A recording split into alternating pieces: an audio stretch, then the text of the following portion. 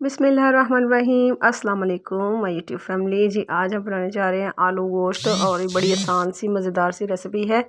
यहाँ पे medium size के मैंने 3 प्याज ले लिए थे, एक बल्ब जो है गट्ठी वो मैंने लहसुन की ले ली थी और थोड़े से खड़े मसाले दालचीनी और लौंग वगैरह मैंने कुछ शामिल कर दिए थे।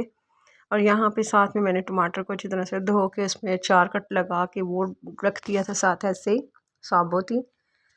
तो साथ यहाँ पे हमने वही नमक हल्दी सुरख मिर्च जो डेली मसाले यूज़ होते हैं हमारी हंडिया में वही मैं शामिल करूँगी। नमक आप अपने टेस्ट के अकॉर्डिंग डालें और हल्दी पाउडर जो मैंने आधा चम्मच इसमें शामिल कर दिया है और पीसी लाल मिर्च जो है वो मैंने 1 से 1.5 चम्मच इसमें शामिल कर दी है।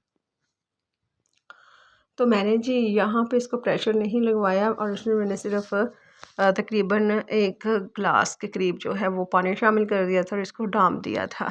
अब जो पानी है वो हल्का हल्का सा हमारा खुश्क हो चुका है, गोश्त हमारा जो है वो थोड़ा नरम हो चुका है।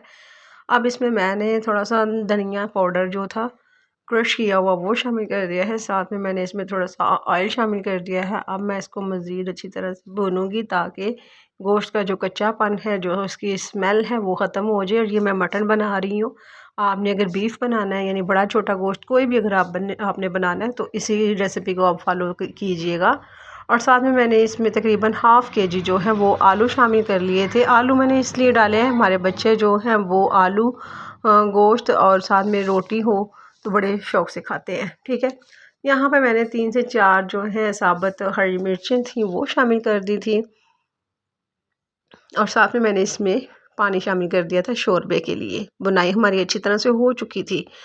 आप भी जितना शोरबा चाहें इसमें आप उतना ही कीजिएगा। ठीक है जी।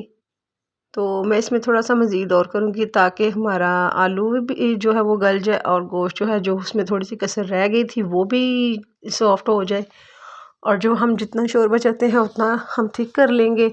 अब मज़ेदार सा जी हमारा आलू मटन जो है वो बिल्कुल रेडी है। अब इसमें हमें हरा धनिया जो है ब्रेक चॉप किया वो शामिल कर दूँगी। हरे धनिए के बगैर बिल्कुल हमारी हंडिया जो है वो नामुकम्मल है।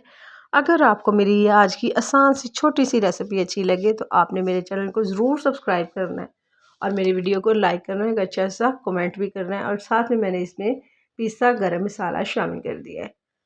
अब देखिए जी हमारा मज़ेदार सा ये आलू मटन का सालन बिल्कुल रेडी है। अगर मिलेंगे नेक्स्ट वीडियो में, तब तक के लिए अल्लाह हाफिज़।